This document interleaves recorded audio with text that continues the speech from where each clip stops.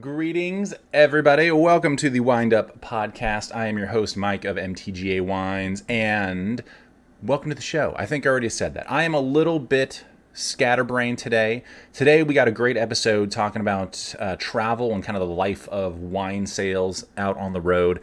I just got back, actually, literally last night from Nashville, so my time zones are a little jacked up. But this is the reason why we're doing this episode. I actually had another episode scheduled. I went back, listened to the first 10-15 minutes of it, and I wasn't super stoked on where it was at. So we decided to put a pause on getting that posted, and I'd rather get, what I think is a better episode out a day late rather than just pushing content that I'm not super pumped on our normal posting day, which is Wednesdays, which is when you can normally find the show. That topic will get tabled. We'll come back to it, I promise. I think I'm going to just have to re-record it, do something a little bit different. But with this last trip fresh in my mind, with actually doing a lot of work for our upcoming travel calendar, and kind of what this wine travel means to us as small brands, I really wanted to dive into it a little bit more, kind of how it happens, what it's all about, and why this is something that is important to little brands like ours. On top of that, I wanted to talk about a little bit more of the kind of broad scope industry impact that this is having, because this is something that has realistically started to revolutionize how people experience Napa wines. I'm very lucky that I'm a part of probably the preeminent travel group with a handful of other wineries. We've been doing it longer and probably better than anyone else has, bringing wine out and around the country. Some of you have been able to attend those events with us. And I gotta say, this is stuff that is so important to us, and probably something that you all don't get to really, have the perspective of why it's so important to us. So I really want to try and convey that in this episode. Before we get too far into it, again, I always want to thank you all so much for tuning in, for downloading, for sharing, for liking. We've had just an amazing time doing these podcasts. There's a lot more to come. I'm going to try and get our first guest to join me in next week's show. Hopefully, we're going to record that this weekend, which means you don't have to just listen to me. You can listen to someone else talk utter nonsense for 40 minutes or so. It'll be a really good time because I'm going to try and bring in a lot of different perspectives from in and around the wine business and just kind of the culture and scene that is Napa here. It's going to be very honest and upfront. We're probably going to have a bottle of wine minimum. That way we're nice and loose as we're doing it, and we'll just see where the conversation takes us from there. So very excited to get that done. Be sure to like, follow, subscribe on all the social networks. It's just at MTGA Wines. That's on YouTube. That's on Instagram, the Book of Face, as well as the social network formerly known as Twitter. All of those places are where you can find us. I have not done TikTok just yet, but maybe that comes down the pipeline. If I ever decide to be an actual influencer, my money is on no. But anyway, I do apologize, since I am just coming back from Nashville. It was a lot of late night honky tonkin'. I'm also in the wrong time zone currently, so I'm having a third cup of coffee this morning to keep me going. So if there's a brief pause in the action, if you've been listening for a while, you know how that goes. I'm a complete caffeine addict. That's what happens. All right, let's get into this, shall we? So, again, kind of the reason for switching up the episode this week and diving into a topic that I initially wasn't planning on diving into. And many of you know that I kind of ad-lib this a little bit as it is. I typically, on one computer screen next to me here, have a few notes and bullet points, and that's really about it. Most of this is just kind of a train of thought and just really trying to be honest and kind of upfront about where kind of these opinions and ideas come from. But when it's an important topic, I do try and have it kind of buttoned up and, ironed out a little bit more so that we can speak about it, a little bit more intelligently than just, ad-libbing as we go. But I thought this was a great time because it's so fresh of mind to dive into this travel side of things, because it is something that has completely changed how a lot of our small businesses do our business. There was a prior episode that some of you may have listened to, in regards to kind of the wine business and the different sales channels that we rely on to stay in business. And you kind of have a few different segments. As a quick review, you have your traditional wholesale channel. This is, wineries selling wines through distributors and into retail shops and restaurants. It's kind of the old school method of doing things. It's the tried and true method. It's what the vast majority of people rely on for their wine sales. And the most wine gets sold through that channel in some way, shape, or form. Number two, you really have what we call the direct to consumer channel, which is just the winery straight to your front door.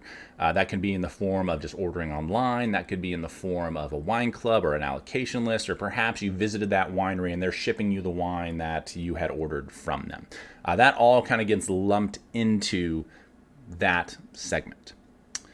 The last one, and I think has, really the one that's become more and more important in the last 10 years for folks, has been the travel and events side of things. Now, this kind of blends those first two together because there's plenty of travel that you do for the wholesale game. For those of you that don't know, a lot of times a salesperson or a winemaker, they end up working with those distributors and with those retail shops and restaurants one-on-one. They'll fly out to whatever state they have representation in. They'll work the market and hit the pavement with a bag of wine behind them and just walk and drive around and hit different accounts, different retailers, different restaurants, and try and sell them on that wine.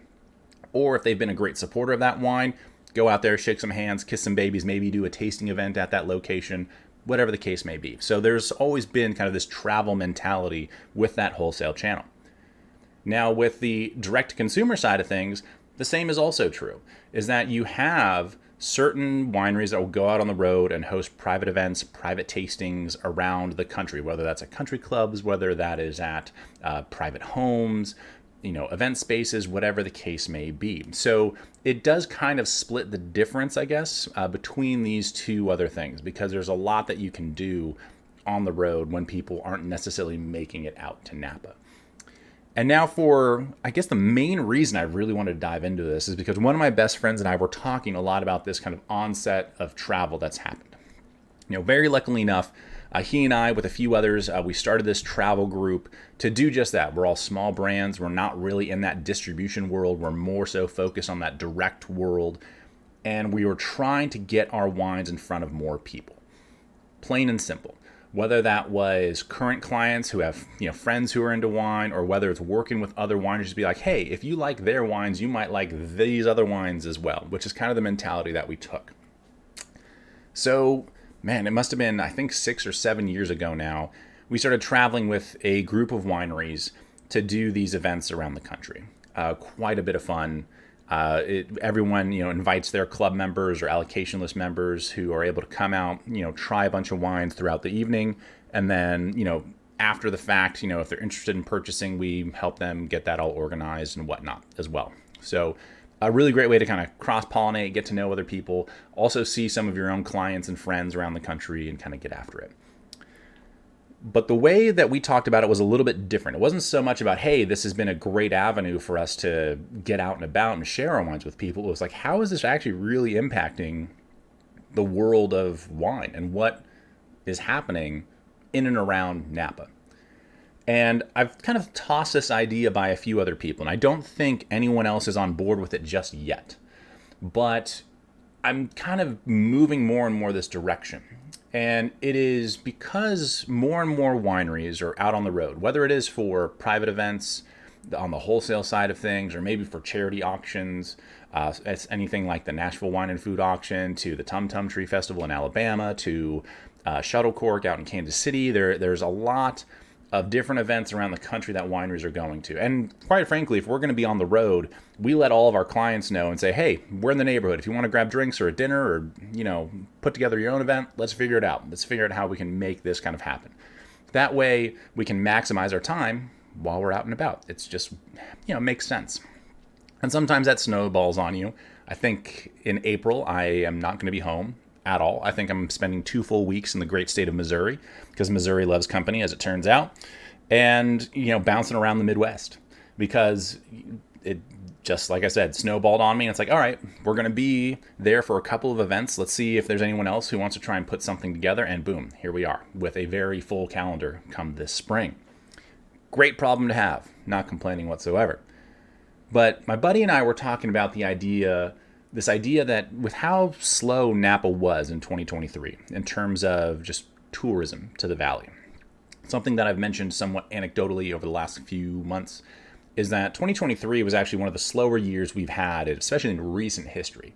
Although keep in mind that everyone had their best year ever in 2021 and into the first half of 2022. So if you're seeing a downturn from the tippy top, you're probably still ahead of where you were 3 or 4 years ago, right? Theoretically. Hopefully it wasn't that big of a drop off, although from a few people it sounds like it might have been. But another story for another day. But what we were considering is with this, downturn of tourism to Napa, are these travels kind of having an impact in terms of the grand scheme of our overall sales?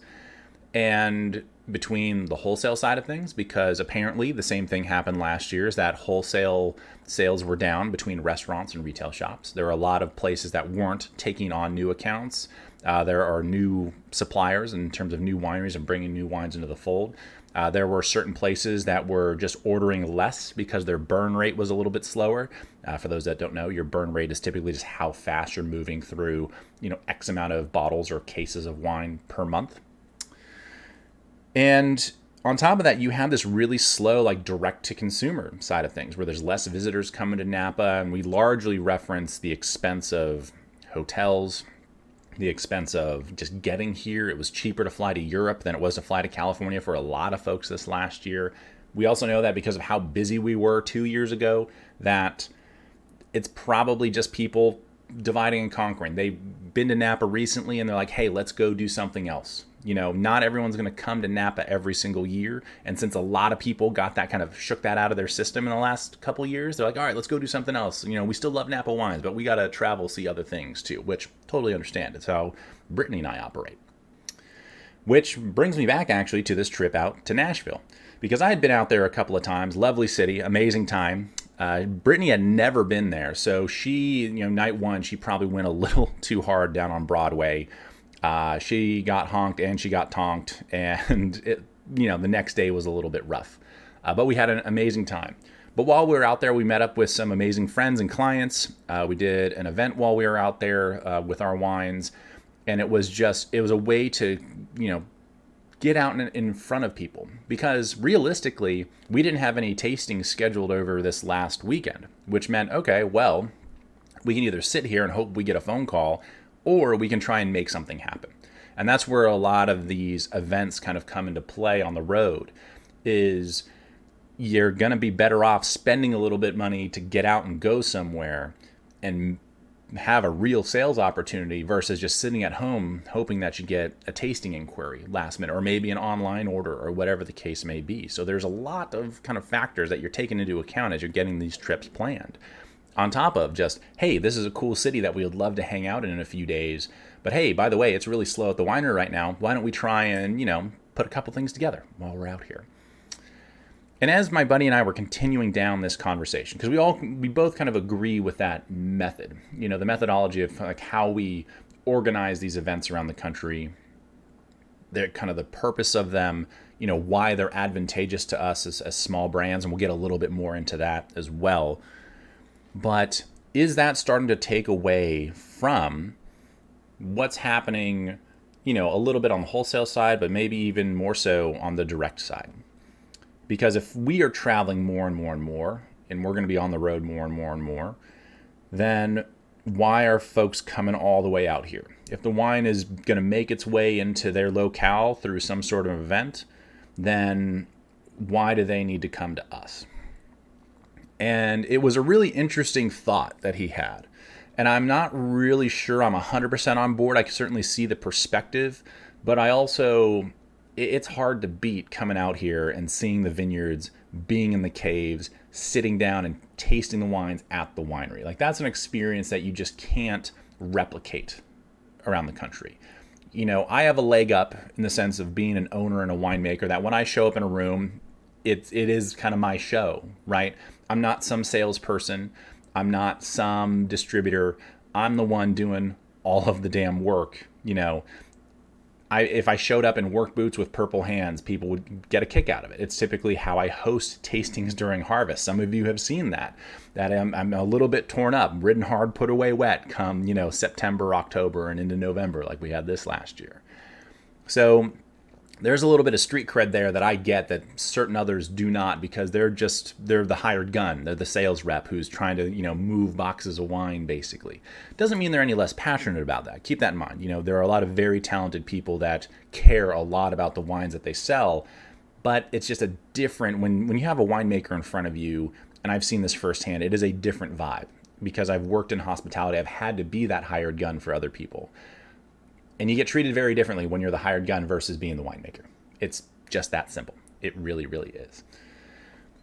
And I think the main point, so that's really, I think, kind of where I do disagree with my buddy, is that, I think that there's kind of this downtrend, which has happened before. We've seen plenty of ebbs and flows in tourism when it comes to people coming out to Napa and visiting wineries and staying.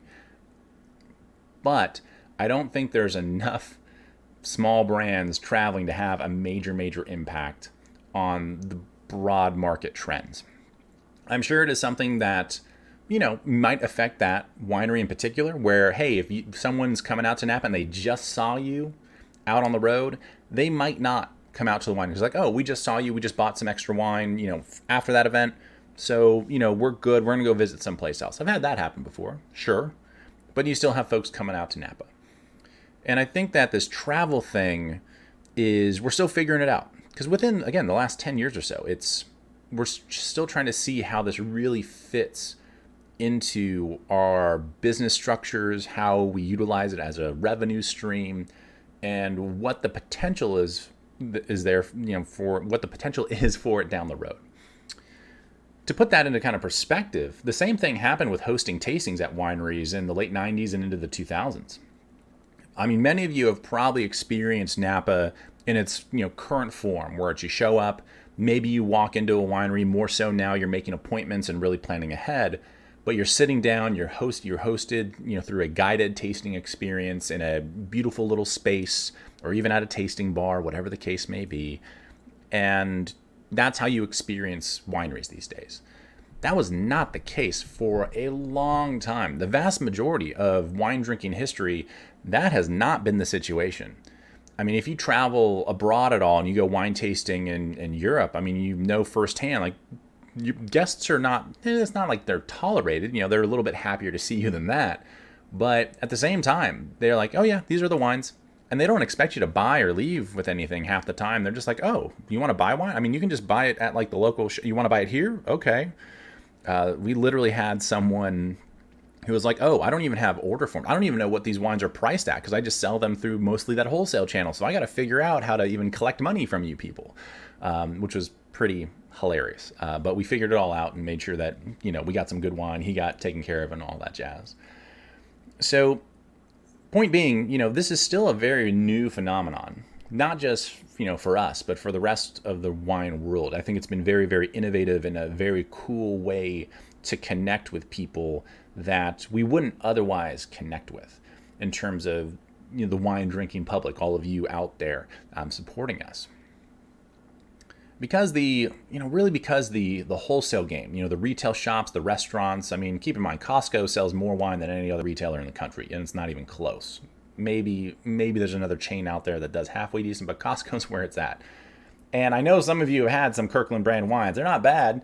They might not be great depending on your opinion, but they're still slinging an immense amount of juice. You look at, Total Wine, Bevmo. You look, at it like a Benny's up in, the Chicago area. You look at a Specs or an HEB like down in Texas. Like these big box kind of retail shops are where the vast majority of wine gets sold. Because even on the restaurant side of things, there's wine lists and wine by the glass.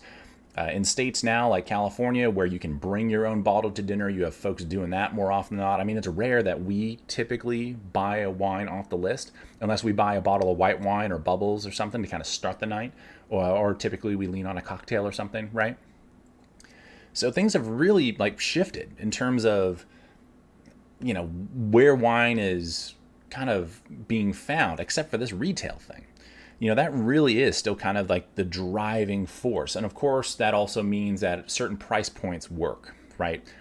Very typically, the higher you go in price point at those retail shops, the slower it moves. That burn rate we talked about, that slows down depending on the brand. If you're talking about your Silver Oaks and your Camases and kind of those big name brands that have that clout, they probably still move at a pretty decent clip, right? That makes sense.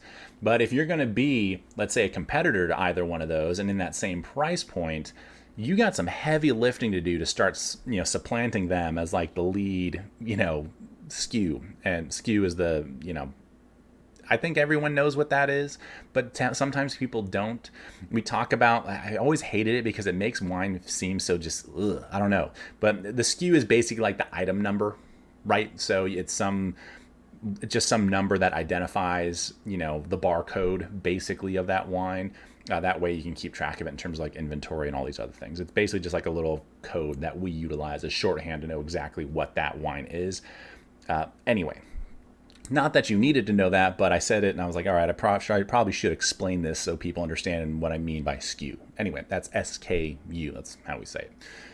Anyways, so if you're going to start supplanting some of those big guys, I mean, you're going to have to provide great quality, probably at a slightly better price, because if they already love, let's say, a Caymus or a Silver Oak, they're probably not going to move up that price chain unless it's something that is just outstanding.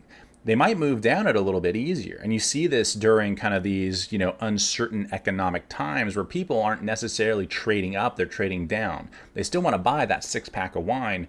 Maybe they're not spending $30 a bottle anymore. They're going to spend closer to 20 or 25 because they want to, everyone's going to pinch their pennies a little bit. No harm, no foul. That's just the way it is.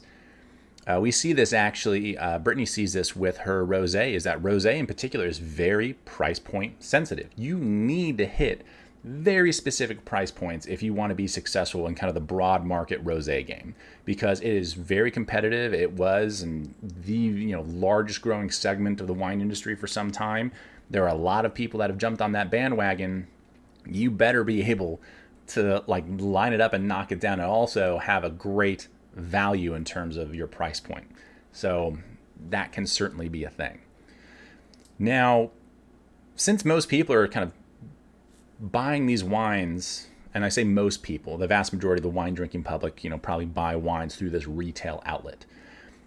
Where do us small wineries fit into that, right? For those of us that don't have, a big retail presence, that's kind of the issue, right? That's kind of what we've been trying to solve with this travel stuff. And I wanted to give you a little bit of a background on that retail side of things because that is truly the driving force of wine sales, 100%. Unless you get like a really killer by the glass placement in a restaurant. Like by the glass is where you want to be in a restaurant because that means you're burning through. That burn rate kicks up because people are ordering it frequently. The by the bottle stuff moves a little bit slower because people aren't necessarily buying full bottles. I have a glass of this, maybe a glass of that, and then move on. It's a little bit more, it's just a little easier to sell a couple glasses of wine than maybe a whole bottle if it's a Tuesday night and people are like, yeah, we don't need to go on a bender this evening. You know what I mean? Although some of us consider going out, it's a bottle minimum per person. So easy. We'll knock that out. That's light work, right? But anyway, this is kind of where, we and other, I think, small brands have struggled, is because you have these well-known brands that are kind of killing it in this retail game. And depending on who you ask, they might be of the quality that they want or not. And our goal as small producers is very typically to provide, amazing wine at a great value. And value doesn't necessarily mean cheap, for those of you that think I'm insinuating that. Value just means it's worth it to you. That this is of a good value. That, hey, even at $60, this wine drinks like it's $120. That's a great value wine. If it's that good, that's a great value because you feel like you're getting a 2-for-1 deal with that. So even when you move up kind of that pricing structure, you can still find great value as long as the quality matches or exceeds the price point.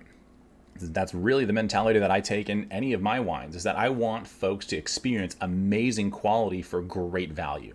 That even if the wines are maybe a little pricier than what you would normally spend, that it is easy to rationalize that purchase because the wine is just that good. That is truly my goal, is that you're getting the most bang for your buck with any of the wines that you purchase from us. And if not, you got a direct line to the winemaker to talk a little shop and say, hey, what's going on here and what should my expectations be for the next club shipment or wine that we want to buy, whatever the case is. I'm always happy to talk shop with folks.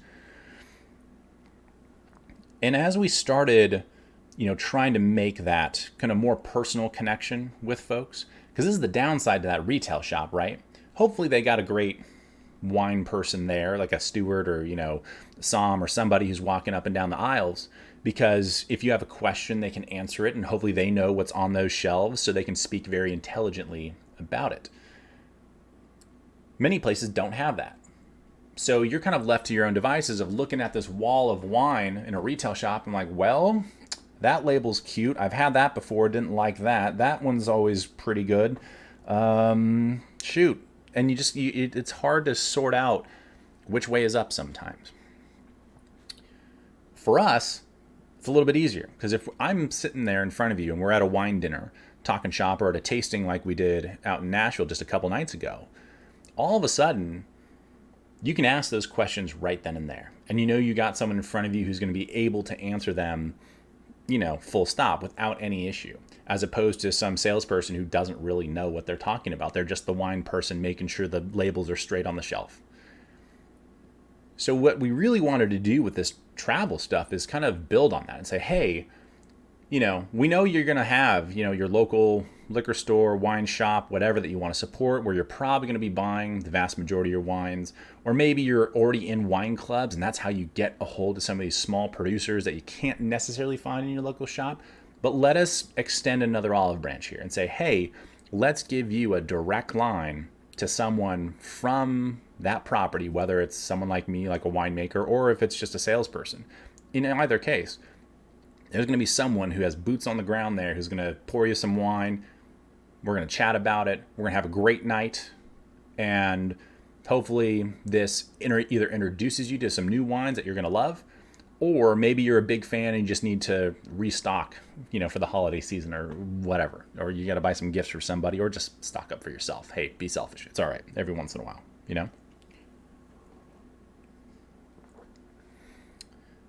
And for me, to give you a little bit more perspective, I suppose, on kind of what this travel means, is when I quit my day job, this would have been October 31st, 2018. Because on November 1st, I was doing my first 2 wine events. Actually, no, that's not true. I'd done a couple of wine dinners before that in Kansas City. So I'd kind of like dipped my toes into the water with a couple of events.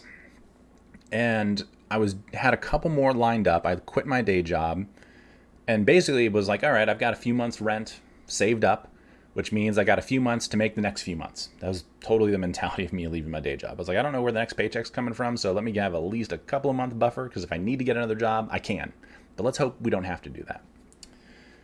And I had an event in St. Louis. Shout out to Rick and Sean who put that together back in the day. Those guys literally are one of the reasons why MTGA kind of has become what it is today. And then also Amy and Michael out in Tampa. So I had these 2 events kind of back to back. And then I had 3 more events with this group of wineries that I was talking about right after that. So we were doing an event, I think in Tampa. It might have been like North Carolina or Atlanta, somewhere like Eastern Seaboard-ish, right? And it was the first time that, I hadn't really worked, I'd really worked kind of this more direct kind of private tasting model, not going through the traditional sales channels of your, typical wine club or distributor, whatever the case is. And where we really started to find this amazing momentum and kind of potential for what this can do for small brands. Because in that week of being on the road, I had saved up enough to pay for my next bottling run and start preparing, in essence, for my barrel purchases, and then eventually harvest. Like, it literally was like a windfall that came out of nowhere. A lot of hard work went into it, but it was wild because I was not expecting that kind of success, going out on my own within like the first week. That was not going to be a thing. But the thing I learned over the course of that trip, and because it's true to this day, is that I'm still very close friends with a lot of those people, especially those that organize those events, but also with so many others that attended them who weren't familiar with our wines or who had heard about them or had them at one of their friends' places, and they came out to check out the event. And then in doing the events with the other wineries, same thing, that they're like, oh yeah, we are not familiar with the wines, but we know you know this guy and this person at this winery, and there's a connection there, so we're excited to try them. And all of a sudden, that kind of cross-pollination and rising tide, raises all ships mentality really came to the forefront. And it allowed me to I was not at all comfortable, but was able to have a little bit less financial stress in terms of getting our business really to a sustainable point. Because at that stage, it still wasn't. There was still a lot of unpaid bills, a lot of debt and stuff that needed to be taken care of so that we could actually make a living at it. So it took a couple more years, but we got there. And that's really this kind of, weird connector of travel specifically, whether it's with the distribution side of things, because believe it or not, if you're out with a distributor slinging wine with them, you sell more wine than them just doing it themselves. Because again, you have the street cred and you've put in some time and effort to be there, and people respect that effort, and you're going to sell more wine. If you go out on your own for private events, even these wine auction events, you're going to build these amazing connections with people that might last a lifetime. I mean, some of them actually have, even though that was, 6 years ago now. It'll be 6 years this fall. But you start to build more this kind of what was like old school, like grassroots marketing before viral marketing on the TikTok was a thing, where if people got to know you and you were on a first name basis, whether you text, call, email, whatever the case is, but you're able to now keep in touch with these people directly. And you build, instead of you just being a client and just a sales avenue for that business, now you're a friend. And that means the world to small businesses. It's why so many of us, it doesn't even matter what industry you're in, but whether it's wine, I don't care if you're the local hardware store, whatever, you get to know the people that are your regulars, your clients, your best clients. And all of a sudden you're on a first name basis with them. You know how their kids are doing. They're sending you photos, their graduation photos. They're sending you Christmas cards or whatever. And all of a sudden you've really started to build real connections with folks. And that is that is the beautiful thing about doing this travel stuff, in that even though you're on vacation, like Brittany and I were this last week, you meet up with clients who we met at one of these great tastings that was hosted out in that area. And this would have been almost a year and a half ago now. But they hit us up and said, hey, we're around, let's grab a drink. And we did just that. And they were outstanding, super, super folks. Nice. It was so good to hang out with them. And then the following night, or actually maybe it was 2 nights later, whatever the case is, we had another friend of ours that I had met actually on that same trip about a year and a half ago. He was like, hey, come on in. I'm going to set you up with the beverage director of this club. Come on in, hang out, do your thing. And hopefully they'll snag some wine, or you at least get to meet some people who enjoy wine as well, and that travel to Napa, and, someone who's like a real business, like connector, which we just appreciate so much, because we don't have the marketing clout. We're not out in store shelves. We're not, these high-powered, brands that are growing like crazy. You look at like what The Prisoner did back in the day. Or Mayomi did, or whatever. Like we're just not that. We're not making that scale of wine. That's a lot of volume you got to do to be able to be that around the country. And that's not where we want to play as a business. So how do we get that, that recognition? And you typically have to focus on a smaller scale, a very tight-knit group of people, and you need to make sure that you're friends with them, basically. So as my buddy and I were kind of debating whether or not this travel thing is like kind of eating away at other sales channels, I think, sure, there's a little bit of cannibalism there. But at the same time, very similar to these 2 events that we did and the folks we hung out with over the last week, I hadn't seen them or, really talked to them too much, except for here and there. For like club shipments and other things. But this was an opportunity to be like, hey, you've been a great club member for a little over a year and a half. yes, we'll absolutely come out. We'll have some fun with your friends and drink some wine and, shake hands, kiss babies, and just, do what we do, which is what wine is all about in the first place. It's about getting together and just enjoying and celebrating life and having a good time and sharing stories and connecting with people. The last thing I want to do anytime I'm hosting a tasting or, entertaining a group of folks is be a used car salesman. I want you to know the stories. I want you to get to know me. I want you to understand what it takes to actually go from grape to bottle and the trials and tribulations of being in this beautiful industry, because it's very shiny and pretty on the outside, but the inside it is greasy, grimy, and you got to really work to earn it. It takes a long time to do it at that. So even though I don't know if my buddy and I disagree on whether or not this event thing and kind of what we're doing out on the road is having a negative impact, because I think, for someone like us and even for the brand he works for, I think it does nothing but good things. But at a certain point, you might have to look at it a little bit like a marketing expense, where you might not sell quite as much as you want, but now you have a whole new group of friends that are, if they're planning a trip to Napa, they're probably going to hit you up. Hopefully they do. Anyway. If they're looking for wine to give as gifts or just purchase for themselves, maybe down the road, that you can take care of that for them as well.